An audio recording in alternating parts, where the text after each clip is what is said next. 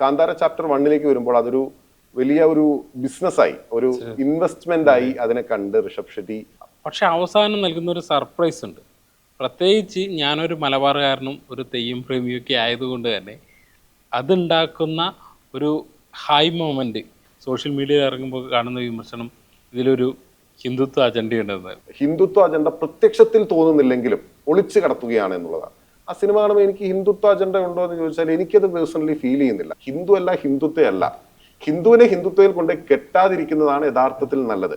ഈ സിനിമ കാണുന്നവരുടെ ആത്യന്തികമായിട്ടുള്ള ഒരു വായനയാണ് ഇതിൽ വരുന്നതെന്നാണ് എനിക്ക് തോന്നിയിട്ടുള്ളത്. KGF 1-ാം ഭാഗം കുറച്ചൊക്കെ വെടിവെപ്പായിരുന്നു. രണ്ടാം ഭാഗം എന്ന് പറഞ്ഞാൽ വെടിയോട് വെടിയാണ്. കാന്താരയെ നമ്മൾ അങ്ങനെ പറയുകയാണെങ്കിൽ കാന്താര ആദ്യം ഇറങ്ങിയ കാന്താരയിൽ കുറച്ചൊക്കെ തെയ്യം ഉണ്ടായിരുന്നു, രണ്ടാം ഭാഗത്ത് ഫുള്ള് തെയ്യമാണ്.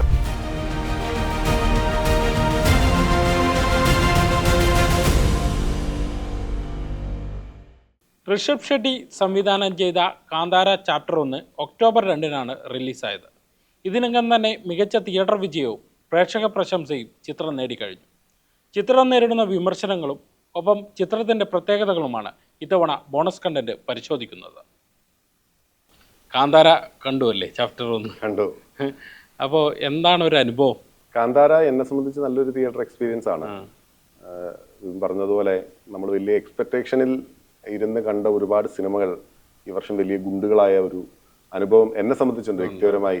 പ്രേക്ഷകൻ എന്ന നിലയിൽ അത് വലിയ സംവിധായകരുടെ, ഞാൻ ഇഷ്ടപ്പെടുന്ന സംവിധായകരുടെ അങ്ങനത്തെ ഒരുപാട് സിനിമകൾ, നമ്മളിപ്പോൾ മണിരത്നത്തിന്റെ തഗ് ലൈഫ് മുതൽ ലോകേഷ് കനകരാജിന്റെ അമീർ ഖാനെ കൊണ്ട് ബീഡി വലിപ്പിച്ച കൂലി വരെയുള്ള സിനിമകൾ ആ വിധത്തിൽ നമ്മൾ പ്രതീക്ഷിച്ച തലങ്ങളിലേക്ക് ഉയർന്നിട്ടില്ല എന്നുള്ളതാണ് എൻ്റെ വ്യക്തിപരമായ സിനിമാനുഭവം. ബോക്സ് ഓഫീസ് കളക്ഷനുകളും ആ വിധത്തിലായിരുന്നു. പക്ഷേ കാന്താര പേഴ്സണലി എന്നെ സംബന്ധിച്ച് ചാപ്റ്റർ അതിൻ്റെ ഒറിജിനൽ OGയുമായി കമ്പയർ ചെയ്ത് നോക്കുമ്പോൾ എനിക്ക് കുറച്ചും കൂടെ നല്ലൊരു തിയേറ്റർ എക്സ്പീരിയൻസ് നൽകിയ ഒരു സിനിമയാണ്. പക്ഷേ ആ സിനിമ എന്ന തലത്തിൽ പൂർണ്ണാർത്ഥത്തിൽ നമ്മൾ പരിഗണിക്കുമ്പോൾ കാന്താര തന്നെ ഒരു മികച്ച കലാസൃഷ്ടിയായി നിൽക്കുന്നുണ്ട്. പക്ഷേ ഈ കാന്താര ചാപ്റ്റർ 1 വരുമ്പോൾ അതൊരു വലിയ ഒരു ബിസിനസ്സായി, ഒരു ഇൻവെസ്റ്റ്മെന്റ് ആയി അതിനെ കണ്ട് ഋഷഭ് ഷെട്ടി കൂടുതൽ അതിൻ്റെ മസാലകളെല്ലാം മാറ്റി മാറ്റി ചേർക്കുകയും, പക്ഷേ കഥയെ അവിടെ തന്നെ തിരക്കഥ അതിൻ്റെ ഒറിജിനൽ കാന്താരയും അല്ലെങ്കിൽ അതിൻ്റെ ആദ്യ ഭാഗവുമായി വെച്ച് നോക്കുമ്പോൾ തിരക്കഥയ്ക്ക് അവിടെ ഇവിടെ ചെറിയ പരിക്കുകൾ ഉണ്ടാകുന്നുണ്ടെങ്കിൽ പോലും ഒരു സിനിമ എന്ന തരത്തിൽ അതിനെ പ്രേക്ഷകന്റെ കൂടുതൽ കണക്ട് ചെയ്യാൻ വേണ്ടിയും അതിനെ ഒരു കൊമേഴ്ഷ്യൽ സിനിമ എന്ന തലത്തിലേക്ക് പൂർണ്ണമായും ഉരുട്ടിക്കൊണ്ടുവരാൻ സാധിച്ചു. അങ്ങനെയല്ലേ? അതെ, ഒരു ചലച്ചിത്ര അനുഭവം എന്ന് പറയുമ്പോഴേ നമ്മുടെ ഈ കാന്താര 1 ഒരു സർപ്രൈസ് എലമെന്റ് ഉണ്ട്. അതായത് അതൊരു സാധാരണ ഒരു കന്നഡ പടം പോലെ തന്നെയാണ് തുടരുന്നത്. എനിക്കിപ്പോഴും ഓർമ്മയുണ്ട് 2022 ഞാൻ ഇതിൻ്റെ കന്നഡ റിവ്യൂകൾ ഇങ്ങനെ വന്നുകൊണ്ട് ഇരിക്കുന്നതുകൊണ്ട് പോയി കണ്ടതാണ്. കന്നഡയിലാണ് കണ്ടത്. എൻ്റെ കൂടെ കുറേ കന്നഡ പ്രേക്ഷകരാണ് ഉണ്ടായിരുന്നത് തിരുവനന്തപുരത്ത് ഒരു തിയേറ്ററിൽ. ഈ കന്നഡ പ്രേക്ഷകർ ഇതിലെ കോമഡിയിൽ ചിരിക്കുന്നുണ്ട്. എനിക്ക് ഈ ഭാഷയുടെ പ്രശ്നങ്ങളുണ്ട്. ആദ്യ പകുതിയിൽ ഇതെന്താ പടം എന്ന് പറയും, പക്ഷെ അവസാനം നൽകുന്നൊരു സർപ്രൈസ് ഉണ്ട്. പ്രത്യേകിച്ച് ഞാനൊരു മലബാറുകാരനും ഒരു തെയ്യം പ്രേമിയൊക്കെ ആയതുകൊണ്ട് തന്നെ അതുണ്ടാക്കുന്ന ഒരു ഹൈ മൊമെൻറ്റ് അതാണ് ശരിക്കും ഈ പടത്തിന് ഒരു പ്ലസ് ആയിരുന്നത് ഏത് മുൻപുള്ള കാന്താര. അപ്പോൾ ഒരു രണ്ടാം ഭാഗത്തിലേക്ക് വരുമ്പോൾ നേരത്തെ ബില്ല് പറഞ്ഞതുപോലെ തന്നെ നേരത്തെ നമ്മൾ വളരെ എക്സ്പെക്റ്റേഷൻ വരിക്കുന്ന ഈ രണ്ടാം ഭാഗം എന്ന് പറയുന്ന ഒരു ഏർപ്പാട് ഉണ്ടായിട്ടുണ്ട്. ശരിക്കും പറഞ്ഞാൽ ഈ ബാഹുബലിയുടെ രണ്ടാം ഭാഗം പോലും അത്ര ഒരു ഹൈ തരാത്ത ഒരാളാണ് ഞാൻ. അപ്പോൾ ഈ കാന്താര 2 എത്തുമ്പോൾ ആ ഹൈ കിട്ടുമോ എന്ന സംശയമുണ്ട്. പക്ഷേ ചില മൊമെൻറ്റ്സുകൾ നമുക്ക് ലഭിക്കുന്നുണ്ട്. പക്ഷേ ബില്ല് പറഞ്ഞ ഒരു സത്യമാണ്, അതായത് ഇതിനെ ഒരു കൊമേഴ്ഷ്യലൈസ് ചെയ്യുക എന്നുള്ള ഒരു ചടങ്ങ് അല്ലെങ്കിൽ ഒരു രീതി അത് കൃത്യമായിട്ട് പുള്ളി ഫോളോ ചെയ്തിട്ടുണ്ട്. ആരാണ് ഞങ്ങളുടെ ഓഡിയൻസ്? എനിക്കും അറിയാം ഈ 20 കോടിക്കോ മറ്റോ ആണ് കാന്താര ആദ്യ ഭാഗം ഇത് പ്രൊഡ്യൂസ് ചെയ്യുന്നത്. ഹൊംബാലെ എന്ന് പറയുന്ന വലിയ പ്രൊഡക്ഷൻ കമ്പനിയാണ്. നമുക്കറിയുന്ന പോലെ പിന്നെ KGF പോലുള്ള ഒരു mass hit pan India hit ഉണ്ടാക്കിയവരാണ്. അപ്പോൾ അവരുടെ ഒരു പടം എന്നുള്ള രീതിയിൽ തന്നെയാണ് പ്രൊമോട്ട് ചെയ്തത്. പക്ഷേ ഒരു 20 കോടി ഇറക്കി. ആദ്യം കർണാടക റീജിയനിലൊക്കെ വിജയമായി, പിന്നീട് കേരളത്തിലേക്ക് വന്നു. കേരളത്തിൽ ഇപ്പോൾ ഇതിൻ്റെ ഒരു വിതരണക്കാരനായിരുന്നു ലിസ്റ്റിൻ സ്റ്റീഫൻ. ലിസ്റ്റിൻ തന്നെ പറയുന്നുണ്ട്, എനിക്ക് തിയേറ്റർ ബിസിനസ്സിൽ ഏറ്റവും കൂടുതൽ ഷെയർ കിട്ടിയ ഒരു പടമാണ് കാന്താര എന്ന് പറയുന്നു. ആദ്യത്തെ കാന്താര, അതായത് ഈ കാസർഗോഡ് മേഖലയിൽ. അത് എൻ്റെ നാട്ടിൽ പയ്യന്നൂർ പറയുന്ന ഒരു സ്ഥലത്ത് ഞാനിത് രണ്ടാമത് മലയാളത്തിൽ കാണാൻ പോയപ്പോൾ അത് ഹൗസ്ഫുള്ളായിരുന്നു. അത് ഭയങ്കര ഒരു അനുഭവമായിരുന്നു ആ സമയത്ത് അവിടെയുള്ളവർക്കൊക്കെ. അപ്പോൾ ഈ തെയ്യം എന്നുള്ള ഒരു എലമെൻ്റ് ഉണ്ട്, അതിൻ്റെ ഒരു റിച്ച് ആയിട്ടുള്ള ഒരു ഫോക്ലോർ ഉണ്ട്. ഇതൊക്കെ കൊണ്ട് തന്നെ കാന്താര 1. അപ്പോൾ കാന്താര 1 ഇപ്പോൾ ചാപ്റ്റർ 1ലേക്ക് വരുമ്പോൾ ഇതിൻ്റെ സ്കെയിൽ വർദ്ധിപ്പിച്ചിരിക്കുകയാണ്. നമ്മളത് ശരിക്കും അനുഭവിക്കുന്നുണ്ട് തിയേറ്ററിൽ, അതല്ലാതെ വേറെ വഴിയില്ല. ഇതുപോലെ ഹൊമ്പാല ഫിലിംസ് എന്ന് പറയുന്ന അവരുടെ മാക്സിമം ഇതിലിട്ടുണ്ട്. എനിക്ക് തോന്നുന്നു ഒരു 120 കോടിക്ക് മുകളിലാണ് ഇതിൻ്റെ ബഡ്ജറ്റ്. പക്ഷെ അത് അവർ റിക്കവർ ചെയ്യുമെന്നാണ് തോന്നുന്നത്. അപ്പോൾ ഇതിൽ 300 കോടി കടന്നിരിക്കുന്നത്. അപ്പോൾ ഇതിലെ പ്രധാനമായിട്ട് വിമർശനങ്ങൾ പറയണമല്ലോ. ഇപ്പോൾ നമ്മൾ സോഷ്യൽ മീഡിയയിൽ ഇറങ്ങുമ്പോൾ കാണുന്ന വിമർശനം ഇതിലൊരു ഹിന്ദുത്വ അജണ്ടയുണ്ടെന്ന്. ബില്ലെങ്ങനെയാണെന്ന്? ഈ ഹിന്ദുത്വ അജണ്ട നമുക്ക് വളരെ വേഗത്തിൽ ആരോപിക്കാൻ പറ്റുന്ന ഒരു അജണ്ടയായി മാറി. ആനുകാലിക രാഷ്ട്രീയ ഇന്ത്യൻ സാഹചര്യങ്ങൾ ആ വിധത്തിലാണ്. യാഥാർത്ഥ്യമുണ്ട് എന്ന കാര്യം നമുക്കറിയാം. ഒരുപാട് സിനിമകൾ വന്നിട്ടുണ്ട്, പ്രൊപ്പഗണ്ട സിനിമകൾ ഒരുപാട് വരികയാണ്. ഇപ്പോൾ അവസാനം നമ്മൾ ആ താജ്മഹലിൽ നിന്ന് ഒരു വിഗ്രഹം എടുക്കുന്നതുമായി ബന്ധപ്പെട്ട ഒരു BJP നേതാവ് നിർമ്മിക്കുന്ന പടത്തിനെ പറ്റിയാണ്, പരേഷ് റാവലിന്റെ ആ സിനിമയെ പറ്റിയാണ് നമ്മൾ പറഞ്ഞു നിർത്തിയത്. അതിനു മുൻപ് കേരള സ്റ്റോറി ഉണ്ട്, കശ്മീർ ഫയൽസ് ഉണ്ട്, ബംഗാൾ ഫയൽസ് ഉണ്ട്. വിവേക് അഗ്നിഹോത്രി എന്ന് പറയുന്ന സംവിധായകൻ തന്നെ ഒരു പ്രൊപ്പഗണ്ട സംവിധായകനാണ്. അദ്ദേഹം അത് വ്യക്തമാക്കിയിട്ടുള്ള കാര്യമാണ്. അങ്ങനെ ഒരുപാട് സിനിമകൾ വരുന്നതിനിടയിൽ ഹിന്ദുത്വ എന്നുള്ളത് വളരെ വേഗത്തിൽ നമുക്ക് ഒരു സിനിമയുടെ മേലോ ഒരു കലാസൃഷ്ടിയുടെ മേലോ ആരോപിക്കാൻ സാധിക്കുന്നുണ്ട്. ഇന്ത്യൻ സാഹചര്യങ്ങൾ ആ വിധത്തിലാണ് ഇപ്പോൾ ഉള്ളത്. അതൊരു യാഥാർത്ഥ്യമാണ്. പക്ഷേ കാന്താര ചാപ്റ്റർ 1 കാണുമ്പോൾ ഹിന്ദുത്വ അജണ്ട ഉണ്ടോ എന്ന് ചോദിച്ചിട്ടുണ്ടെങ്കിൽ ഇപ്പോൾ പുറമേ പറയുന്ന വിധത്തിൽ ഒരു റിവ്യൂ ഞാൻ കണ്ടത്, ഈ സിനിമ കണ്ടതിന് ശേഷമാണ് ഞാൻ കണ്ടത്. ആ റിവ്യൂവിൽ പറയുന്നത് ഹിന്ദുത്വ അജണ്ട പ്രത്യക്ഷത്തിൽ തോന്നുന്നില്ലെങ്കിലും ഒളിച്ചു കടത്തുകയാണ് എന്നുള്ളതാണ്. ആ സിനിമ കാണുമ്പോൾ എനിക്ക് ഹിന്ദുത്വ അജണ്ട ഉണ്ടോ എന്ന് ചോദിച്ചാൽ എനിക്കത് പേഴ്സണലി ഫീൽ ചെയ്യുന്നില്ല. കാരണം നമുക്ക് ആ കഥയുടെ പ്ലോട്ടിലേക്ക് പോകാൻ സാധിക്കില്ല, പുതിയ സിനിമയാണ്. പക്ഷേ ആ കഥ പറയുന്ന പശ്ചാത്തലം നമുക്കറിയാവുന്നത് പോലെ തന്നെ ഈ പറയുന്ന പോലെ തുളുനാടുമായി ബന്ധപ്പെട്ട് അവരുടെ സംസ്കാരം, അതാണല്ലോ കാന്താര 1ാം ഭാഗം പറഞ്ഞ് അവസാനിപ്പിക്കുന്നത്. അപ്പോൾ അതിന്റെ മടക്കത്തിലേക്കാണ്. എങ്ങനെയാണ് കാന്താര എന്ന് പറയുന്ന ഭൂമി ഉണ്ടാകുന്നത്, എന്താണ് കാന്താര, അവിടെയുള്ള ഐതിഹ്യം എന്താണ്, അവിടെയുള്ള പുരാണം എന്താണ് എന്നുള്ളതാണ് കഥയിലൂടെ ഋഷഭ് ഷെട്ടി പറയാൻ ശ്രമിക്കുന്നത്. അപ്പോൾ അത് പറയുമ്പോൾ ഈ കാന്താരയിൽ ഉണ്ടായിരുന്ന ഇപ്പോൾ വിപിൻ പറഞ്ഞ പോലെ ആദ്യ ഭാഗത്ത് നമ്മളെ ഈ തെയ്യക്കോലങ്ങൾ കിട്ടുന്നതിന്റെ പിന്നിലുള്ള ഐതിഹ്യം അല്ലെങ്കിൽ എന്താണ് സംഭവിക്കുന്നത് എന്നുള്ള ഒരു സാങ്കല്പിക കഥ, ഒരു വിശ്വാസപരമായിട്ടുള്ള കഥ, വാട്ട് എവർ ഇറ്റ് ഈസ്, ആ കഥ അതിനെ ആ വിധത്തിലല്ലാതെ പറയാൻ സാധിക്കില്ല എന്നുള്ളത് ഒരു യാഥാർത്ഥ്യമാണ്. പിന്നെ ഹിന്ദുത്വവും തമ്മിൽ വ്യത്യാസം ഉണ്ടെന്നുള്ളത് ബേസിക് നോളജാണ് ഇന്നത്തെ കാലത്ത്. ഹിന്ദു അല്ല, ഹിന്ദുത്വയല്ല. ഹിന്ദുവിനെ ഹിന്ദുത്വയിൽ കൊണ്ട് കെട്ടാതിരിക്കുന്നതാണ് യഥാർത്ഥത്തിൽ നല്ലത്. ഇപ്പോൾ ഹിന്ദുവിൻ്റെതായിട്ടുള്ള ഏതെങ്കിലും തരത്തിലുള്ള ഒരു സിംബൽസോ സിംബോളിക് ആയിട്ടോ കാണിക്കുന്നുണ്ടെങ്കിൽ അത് ഈ പറഞ്ഞ പോലെ പ്രൊപ്പഗണ്ട ഫിലിംസിനെ അല്ല ഞാൻ പറയുന്നത്. പക്ഷേ ഈ വിധത്തിൽ കാണിക്കുന്നുണ്ടെങ്കിൽ അതിന് മുന്നിൽ 3 എലമെന്റ് ഉണ്ടാവും. അത് നമ്മൾ നേരത്തെ ഓഫ് ടോപ്പിക്കായി സംസാരിച്ചതാണ്. ഒന്ന്, ബേസിക്കലി ഇത് ബിസിനസ്സാണ്.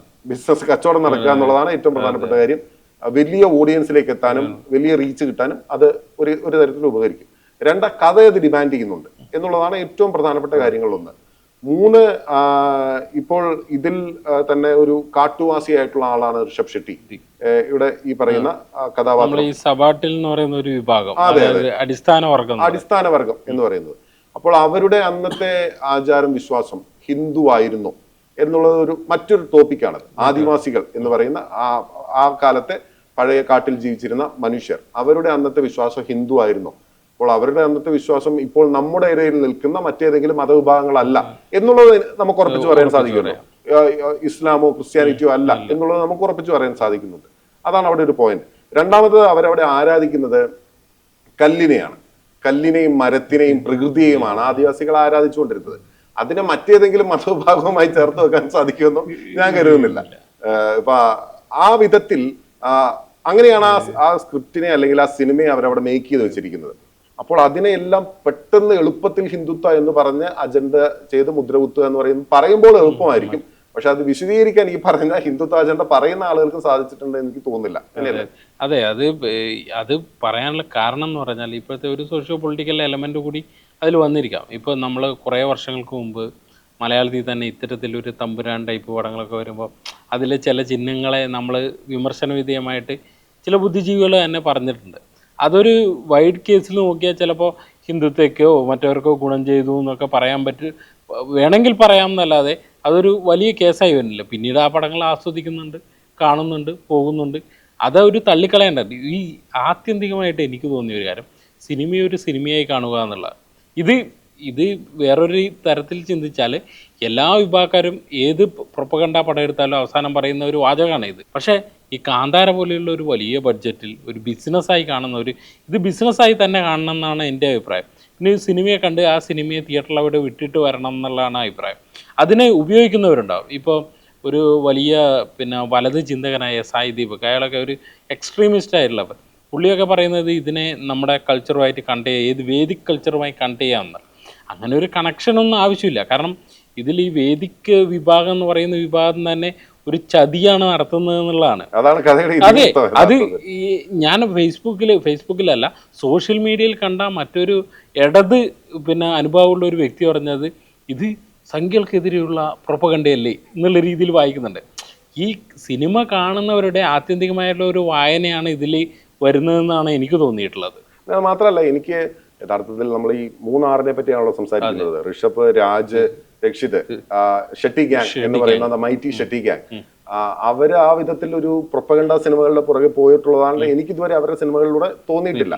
അവർ കൂടുതലായി ഇപ്പോൾ നമ്മുടെ കാസർഗോഡെല്ലാം ചേർന്ന് നിൽക്കുന്ന തുളുനാടിന്റെ ഭാഗമായിട്ടുള്ള ഒരു കൾച്ചറിനെ എൻറിച്ച് ചെയ്തിട്ടാണ് അവരുടെ സിനിമകളെല്ലാം ഇറങ്ങിയിട്ടുള്ളത്. അത് നമ്മൾ ഗരുഡഗമനം മുതലുള്ള എല്ലാ സിനിമകളും നോക്കിയാലും, പിന്നെ കൂടുതൽ വലിയ സിനിമകളിലേക്ക് പോയാൽ അപ്പോ 777 ചാർലി പോലുള്ള സിനിമകളൊക്കെ വന്നാൽ അതൊരു പൂർണ്ണമായ കൊമേഴ്സ്യൽ പാക്കേജായി മാറുകയാണ്. പക്ഷെ ഈ രക്ഷിത് ആണെങ്കിലും രാജ്ബി ഷെട്ടി ആണെങ്കിലും അതേപോലെ തന്നെ ഋഷഭ് ഷെട്ടി ആണെങ്കിലും അവർ ആ വിധത്തിൽ ഏതെങ്കിലും ഒരു കമ്മ്യൂണൽ ബേസ് ചെയ്തിട്ട് അല്ലെങ്കിൽ ഒരു പ്രത്യേക അജണ്ടയോടെ സിനിമ ഇറക്കുന്നവരായിട്ട് എന്ന് എനിക്ക് ഇതുവരെ തോന്നിയിട്ടില്ല. വിപിനും അങ്ങനെയല്ലേ? ഇല്ല, തോന്നിയിട്ടില്ല, ഒരിക്കലും തോന്നിയിട്ടില്ല. ആ ഒരു ഷെട്ടി ഗ്യാങ് അവർക്ക് ആ വ്യക്തിപരമായ രാഷ്ട്രങ്ങളും ഇതൊക്കെ ഉണ്ടാവും. ഇപ്പോൾ ഋഷഭ് ആണെങ്കിൽ BJP വേദിയിലൊക്കെ പ്രത്യക്ഷപ്പെട്ടിട്ടുണ്ട്. പക്ഷേ ഈ പടം ഇവർ പറയുന്നത് തന്നെ, ഋഷഭ് തന്നെ ഈ ചോദ്യം നേരിട്ടിട്ടുണ്ട്. അപ്പോൾ പുള്ളി പറയുന്നത് ഞാൻ എൻ്റെ നാട്ടിലെ കുറച്ച് ഫോക്ലോർ പറയുന്നു എന്ന്. അപ്പോൾ ഈ ഞാൻ ആത്യന്തികമായി ഇപ്പോഴും പറയുന്നത് ഇതിൽ കച്ചവടത്തിൻ്റെ എലമെൻറ്റ് വന്നിട്ടുണ്ട്. വലിയൊരു ഓഡിയൻസ് ഇപ്പോൾ അടുത്ത കാലത്ത് ഇങ്ങനത്തെ ഒരു ഹിന്ദുത്വ എന്നല്ല, ഈ ചിഹ്നങ്ങൾ വെച്ചുള്ള പടങ്ങൾക്ക് വലിയ മാർക്കറ്റ് ഉണ്ട്. ഈ ഹൊമ്പാലയുടെ തന്നെ ഏറ്റവും അവസാനമായിട്ടുള്ള വന്ന പടം നരസിംഹ എന്ന് പറയുന്ന പടം, അതൊരു ആനിമേഷൻ പടമാണ്. ഏതാണ്ട് 60 കോടി രൂപയ്ക്ക് മേക്ക് ചെയ്ത ഒരു ആനിമേഷൻ പടമാണ്. കുറേ കാലമായി ആ പ്രൊജക്റ്റ് ഷെല്ല് ചെയ്തിരിക്കുകയായിരുന്നു. ഹൊമ്പാല അത് ഏറ്റെടുത്ത് ഇതേക്ക് നമ്മുടെ നാട്ടിലൊന്നും അത്ര വലിയ വിജയമായില്ല. പക്ഷെ നോർത്ത് ഇന്ത്യയിലും മറ്റും ഏതാണ്ട് 300 കോടിയോളം കളക്ഷൻ നേടിയതാണ്. ആ ഒരു മാർക്കറ്റ് അവർക്കറിയാം. ആ മാർക്കറ്റിലേക്കാണ് എന്തൊക്കെ എലമെൻറ്റ് കൂട്ടിച്ചേർത്താൽ അവരുടെ കച്ചവടം നടക്കുമെന്നുള്ളത് കറക്റ്റായി തരുന്നു. ഈ കച്ചവടത്തിൽ വീണു പോകുന്നതാണല്ലോ ഇപ്പോഴത്തെ ഒരു സിനാരിയോ. അതെ, ഈ ഹിന്ദുത്വത്തെ പറ്റി പറയുമ്പോൾ യഥാർത്ഥത്തിൽ ഹിന്ദുത്വം എങ്ങനെയാണ് പ്രവർത്തിച്ചു പോകുന്നതെന്ന് നമുക്കറിയാം. രാജ്യത്ത് എങ്ങനെയാണ് ഹിന്ദുത്വം അതിന്റെ അജണ്ട നടപ്പിലാക്കുന്നതെന്നും അറിയാം. അവര് സോഷ്യൽ എഞ്ചിനീയറിംഗ് ഭീകരമായി നടത്തിക്കൊണ്ടാണ് രാജ്യത്തെ ഭരിക്കുന്ന തരത്തിലേക്ക് ആ അജണ്ട മുന്നോട്ട് പോയിക്കൊണ്ടിരിക്കുന്നത്.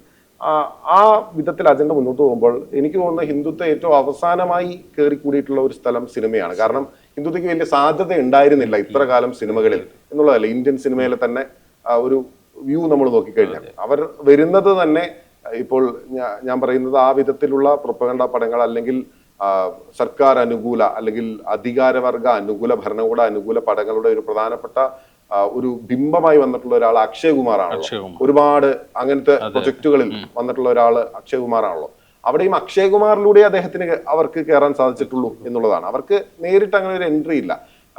അത് സിനിമ എന്ന് പറയുന്ന ഒരു കലാരൂപം, അതിന്റെ റിച്ച് കൾച്ചർ, അതിന്റെ ഓഡിയൻസ് എന്നുള്ളതാണ്. ഇപ്പൊ ഹിന്ദുത്വം അവരുടെ അജണ്ട നടപ്പിലാക്കുന്ന വളരെ സാധാരണക്കാരായ മനുഷ്യരിലേക്ക് എങ്ങനെയാണ് എന്നുള്ളത് നമ്മൾ ഉത്തരേന്ത്യയിൽ ഉൾപ്പെടെ അതിന്റെ രാഷ്ട്രീയ സാമൂഹിക വശം നമുക്കറിയാവുന്നതാണ്. അപ്പൊ സിനിമയിൽ അതിന് ഒരുപാട് പരിമിതികളുണ്ട്. അതുകൊണ്ട് അവർ കയറി വരുന്ന പല തലങ്ങളിലുണ്ട്. ആ തലങ്ങളെല്ലാം വലിയ രീതിയിൽ എക്സ്പോസ് ആയിപ്പെടുന്നുണ്ട്. അപ്പോൾ നമുക്കറിയാം ഇതെങ്ങനെയാണ് ആ പ്രൊപ്പഗണ്ടയാണ് എന്നുള്ളത് അറിയാം. ഇവൻ എന്തോ സാധനം ഒളിപ്പിച്ചു കൊണ്ടുവരുന്നുണ്ട്, ഇവൻ ഫ്രണ്ടിൽ കൊണ്ടുവരുന്നതല്ല ഇവരുടെ കയ്യിലുള്ളത്, സഞ്ചിയിലുള്ളത് എന്ന് നമുക്ക് മനസ്സിലാകുന്നുണ്ടായിരുന്നു. അപ്പോൾ കാന്താര പോലുള്ള വലിയ ഒരു കൊമേഴ്ഷ്യൽ പടത്തിലൂടെ ആ വിധത്തിൽ ഒരു പ്രൊജക്റ്റിനെയാണ് മുന്നോട്ട് വെക്കേണ്ടത്, അല്ലെങ്കിൽ ആ ഒരു അജണ്ടയാണ് മുന്നോട്ട് വെക്കേണ്ടത്, അല്ലെങ്കിൽ അതാണ് അതിന്റെ മേക്കേഴ്സ് കൊണ്ടുവരുന്നത് എന്നുള്ളത് എനിക്ക് ആ സിനിമ കാണുമ്പോൾ തോന്നുന്നില്ല. മാത്രമല്ല അതൊരു നല്ല ഒരു മികച്ച എക്സ്പീരിയൻസ്, ഒരു കൊമേഴ്ഷ്യൽ സിനിമ ആരാധകൻ എന്ന നിലയിൽ ഒരു തിയേറ്റർ എക്സ്പീരിയൻസ് നൽകുന്ന ഒരു ചിത്രം കൂടി ആയിരുന്നു എന്നുള്ളതാണ് എനിക്ക് തോന്നുന്നത്, അല്ലേ? അതെ, ഞാൻ അത് പറയുന്നത് വിചാരിച്ചാൽ എനിക്ക് ചില എതിരഭിപ്രായങ്ങൾ അതിൻ്റെ സ്ക്രിപ്റ്റിങ്ങുമായി ബന്ധപ്പെട്ടൊക്കെ ഉണ്ട്. ഒരു എക്സ്പീരിയൻസിലും ഉണ്ട് ചില ഭാഗങ്ങളിലൊക്കെ. എങ്കിലും അത് അവരുടെ ആ പ്രൊജക്റ്റ് എന്ന് പറയുന്നത് കന്നഡ സിനിമയെ സംബന്ധിച്ച് അല്ലെങ്കിൽ ആ ഇൻഡസ്ട്രിയെ സംബന്ധിച്ചൊക്കെ വലിയൊരു പ്രൊജക്റ്റാണ്. ആ പ്രൊജക്റ്റ് അവർ വളരെ നന്നായി എക്സിക്യൂട്ട് ചെയ്തു. ഏത് ഒന്നാമത് KGF എങ്ങനെയാണോ എക്സിക്യൂട്ട് ചെയ്തത്, രണ്ടാമതിൽ അത് അവരുടെ ആ ടോൺ ഉപയോഗിച്ചിട്ടാണ്. ആ എന്താണ് ഇവർ പറയുന്നത്, ഒരു പിന്നെ കൾച്ചർ, ഒരു ഫോക്ക്ലോർ അല്ലെങ്കിൽ ഒരു ദൈവം കഥയാണ്, ഒരു സ്പിരിച്വൽ കഥയാണ്. അപ്പോൾ ആ സ്പിരിച്വൽ കഥ അടുത്ത ലെവലിലേക്ക് അവർ മാർക്കറ്റ് ചെയ്യേണ്ടത് എങ്ങനെയാണ്, അത് അവർ നന്നായി ചെയ്തിട്ടുണ്ട്. സിമ്പിൾ ആയിട്ട് പറഞ്ഞാല് KGF ഒന്നാം ഭാഗം കുറച്ചൊക്കെ വെടിവെപ്പായിരുന്നു, രണ്ടാം ഭാഗം എന്ന് പറഞ്ഞാൽ വെടിയോട് വെടിയാണ്. അത് ആ രീതി തന്നെ. അപ്പൊ കാന്താരയെ നമ്മൾ അങ്ങനെ പറയുകയാണെങ്കിൽ കാന്താര ആദ്യം ഇറങ്ങിയ കാന്താരയിൽ കുറച്ചൊക്കെ തെയ്യം ഉണ്ടായിരുന്നു, രണ്ടാം ഭാഗത്ത് ഫുള്ള് തെയ്യം. അതല്ല, ഒരു ഭൂതഗണത്തെ ഇറക്കിയാണെങ്കിൽ ഭൂതഗണങ്ങൾ നിരവധി ഇറക്കുവാണ്, വഴിയില്ല. അപ്പൊ അത് ഇതിലെ പിന്നെ ഈ ബിസിനസ് മാത്രമാണ് അവര് ലക്ഷ്യം വെച്ചതെന്നാണ് എനിക്ക് തോന്നുന്നത്. കാരണം നേരത്തെ പറഞ്ഞല്ലോ, അവരുടെ ഒരു പാരമ്പര്യം, ആ ഒരു ഗ്യാങ്ങിന്റെ പാരമ്പര്യം അവരങ്ങനെ ചെയ്തവരല്ല എന്നുള്ളത്. പിന്നെ മാർക്കറ്റ് സമ്മർദ്ദങ്ങൾ, ഇപ്പോഴത്തെ സോഷ്യോ പൊളിറ്റിക്കൽ എല്ലാം ഇതുമായിട്ട് അതിജീവിക്കാൻ കഴിയില്ല, അത് ബന്ധപ്പെടുന്നതായിട്ട്. അപ്പം ഏതായാലും ഇത് നാട്ടുകാർ വന്ന് കാണുന്നുണ്ട്. അത് നമ്മൾ ആ രീതിയിൽ ലേബൽ ചെയ്യുന്നതിനേക്കാൾ കൂടുതൽ ചിലപ്പോൾ നല്ലത് ആ കണ്ട് അങ്ങ് ഒഴിവാക്കുക എന്നുള്ളത്. മാത്രമല്ല, ഈ ഇതിനു മുൻപ് ഇറങ്ങിയിട്ടുള്ള ഒരു പ്രധാനപ്പെട്ട ഒരു കിംവദന്തി അല്ല, ഒരു വ്യാജ പോസ്റ്റ് എന്ന് പറയുന്നത്, ഇറച്ചി മീനും കഴിച്ചിട്ട് ആരും കാന്താര കാണാൻ പോകരുത്, സെർട്ട് വലിക്കരുത്, ഒരാഴ്ചത്തേക്ക് കള്ളു കുടിക്കരുത്, അങ്ങനെയൊക്കെയുള്ള പോസ്റ്റുകൾ പറഞ്ഞപ്പോ അത് ഇദ്ദേഹത്തോട് തന്നെ ഒരു ഇന്റർവ്യൂവിൽ ആരോ ചോദിച്ചു, കണ്ടിട്ടുണ്ടാവും. അപ്പൊ അദ്ദേഹം തന്നെ പറയുന്നത് അതൊക്കെ വെറുതെ ഫാൾസാണ്, അങ്ങനെയല്ല, ഇതൊരു സിനിമയാണ്, അതിന് സിനിമ എന്ന നിലയിൽ കാണുക അദ്ദേഹം തന്നെ കൃത്യമായി തന്നെ പറയുന്നുണ്ട്. നമ്മള് ഏത് കാലഘട്ടത്തിലാണ് ജീവിക്കുന്നത്, ഇതിനെ ഏത് സിനിമയാണെന്ന് എനിക്ക് ഓർമ്മയില്ല, ആദിപുരുഷാന്ന് തോന്നുന്നു. അതിന്റെ സംവിധായകൻ പറഞ്ഞത് ഹനുമാൻജിക്ക് വേണ്ടി ഒരു സീറ്റ് മാറ്റി വെക്കണം എന്നാ. എന്നിട്ട് പല തിയേറ്ററുകളിലും സീറ്റ് മാറ്റി വെച്ചു, എന്നിട്ട് ഹനുമാൻജി പോലും അത് കാണാൻ വന്നില്ല, പൊട്ടിപ്പോയി. അപ്പൊ പ്രൊപ്പഗണ്ട പടങ്ങൾ ഇപ്പോൾ ആദ്യം ഒരു കാശ്മീർ ഫയലോ ഒരു പിന്നെ വിവാദം കൊണ്ടൊരു പിന്നെ ഏതാണ് പിന്നെ കേരള സ്റ്റോറിയോ ഒക്കെ 100-200 കോടിയൊക്കെ നേടിയെന്നല്ലാതെ ഈ പ്രൊപ്പഗണ്ട പടങ്ങൾ തന്നെ ഇന്ത്യയിൽ വലിയ വിജയങ്ങൾ നേടിയിട്ടില്ല. അവാർഡുകൾ കൊടുക്കുന്നുണ്ട്, ഗവൺമെൻറ് അവാർഡ് കൊടുക്കുന്നുണ്ടാവും, ടാക്സ് ഫ്രീ കൊടുക്കുന്നുണ്ടാവും, അതൊക്കെ അതിൻ്റെ പൊളിറ്റിക്കൽ സാധനം. ഈ പിന്നെ നമ്മൾ ഇത്തരം ചിത്രങ്ങളെ ആ രീതിയിൽ പിന്നെ കാണേണ്ടതില്ല എന്നുള്ളതാണ് എനിക്ക് തോന്നുന്നത്. നമ്മളിതിനെ ചലച്ചിത്രങ്ങളായി മാത്രം കാണുക. ഇത് എല്ലാവരും പറയുന്നതാണ്, ഞാൻ നേരത്തെയും സൂചിപ്പിച്ചു, പടത്തെ സിനിമയായി കാണുക എന്നുള്ള പറയുക. പക്ഷേ ഇതിലൊരു നയപരമായിട്ടുള്ള അല്ലെങ്കിൽ വളരെ യുക്തിപരമായ ചെയ്യാവുന്ന കാര്യം അത് മാത്രമാണെന്നാണ് എനിക്ക് തോന്നിയത്. അല്ലെങ്കിൽ നിങ്ങൾക്ക് കാണാതിരിക്കാനുള്ള ഓപ്ഷൻ. പിന്നെ എനിക്ക് തോന്നിയിട്ടുള്ള ഒരു പ്രധാനപ്പെട്ട കാര്യം, നമ്മൾ നേരത്തെ പറഞ്ഞ പോലെ ഈ രണ്ടാം ഭാഗം ഇറക്കുക എന്നുള്ളത് ഒരു ട്രെൻഡായി മാറി. അതിപ്പോ മലയാളത്തിലും കൂടി വരുന്നുണ്ട്. പൊതുവിൽ എല്ലായിടത്തും ഒരു രണ്ടാം ഭാഗം ഇടുക എന്നുള്ളതാണ്. എനിക്ക് തോന്നുന്നു മാർവലൊക്കെ തുടങ്ങി വെച്ചിട്ടുള്ള ഒരു കൾച്ചറിനെ ഇപ്പോഴാണ് നമ്മൾ, അതൊരു 10 വർഷം മുമ്പൊക്കെ തുടങ്ങിയിട്ടുള്ള ഒരു കൾച്ചറാണ്. അവരുടെ ഒരുപാട് ഇപ്പം ഇന്ത്യയിൽ ബാഹുബലിയാണ് അത് തുടങ്ങിയത്. അതെ, ഇന്ത്യയിൽ ബാഹുബലിയാണ് അത് തുടങ്ങിയിട്ടുള്ളത്. അപ്പോൾ അതിന് പിന്നാലെ എല്ലാത്തിനും ഒരു ടൈലന്റ് ഇടുന്നു. പിന്നെ അടുത്ത ഭാഗത്തേക്ക് അത് പ്രീക്വൽ ആകാം, സീക്വൽ ആകാം, കഥ ഏത് വിധത്തിലും ടൈലന്റ് ഇട്ടിട്ടുണ്ട്. പക്ഷെ ഇതിന്റെ ടൈലന്റ് എന്ന് പറയുമ്പോൾ ഇപ്പോൾ KGF-ന് നമുക്ക് 3-ാം ഭാഗം നമ്മൾ പ്രതീക്ഷിക്കുന്നുണ്ട്, അതിന് ടൈലന്റ് ഉണ്ട്. അങ്ങനെ പ്രധാനപ്പെട്ട ഒരുപാട് സിനിമകൾക്ക് ടൈലന്റ് വെച്ച് പോയിട്ടുണ്ട്. ഇവൻ മലയാള കാലിബിന് വരെ വെച്ച് പോയിട്ടുണ്ട്, ലോകയ്ക്ക് വെച്ചിട്ടുണ്ട്. അല്ല, ഞാൻ പറയുന്നത് ഏത് ലെവലിൽ പോയിട്ടുള്ള സിനിമയും താഴെ വന്നിട്ടുള്ള സിനിമയ്ക്കും അങ്ങനെ വെച്ച് പോയിട്ടുണ്ട്. പക്ഷെ ഇറങ്ങുന്ന രണ്ടാം ഭാഗങ്ങൾ അല്ലെങ്കിൽ അതിന്റെ തുടർ ഭാഗങ്ങൾ പ്രേക്ഷകരോട് അത് ഇഷ്ടപ്പെടുന്ന ആളുകളോട് നീതി പുലർത്തിയിട്ടുണ്ടോ എന്നുള്ള പ്രധാനപ്പെട്ട ചോദ്യം ഉണ്ടല്ലോ. നീതി പുലർത്തിയിട്ടുണ്ടോ കാന്താര? അങ്ങനെ എനിക്ക് ഞാൻ പേഴ്സണലായി പറഞ്ഞല്ലോ, പല വിയോജിപ്പുകളുണ്ട്. പക്ഷേ ഇതിൽ പിന്നെ ഞാൻ ഒരു പേഴ്സണലായിട്ട് ഫേസ്ബുക്കിൽ മുമ്പ് പറഞ്ഞതാണ്, ഈ രാഘവ ലോറൻസ് എന്ന് പറയുന്ന ഒരു സംവിധായകനുണ്ട് തമിഴിൽ. രാഘവ ലോറൻസിന്റെ മുനി എന്ന് പറഞ്ഞിട്ട് ഒരു പ്രേതപ്പടം വൻ ഹിറ്റായി. അതിനുശേഷം മുനി 1, 2, 3, 4 എല്ലാ 2 വർഷത്തിലും പുള്ളി ഒരു പടം ഇറക്കും. പക്ഷെ അങ്ങനെ ഒരു സാധ്യത പിന്നെ ഋഷഭ് ഷെട്ടി ഒഴിച്ചിടുന്നുണ്ട്.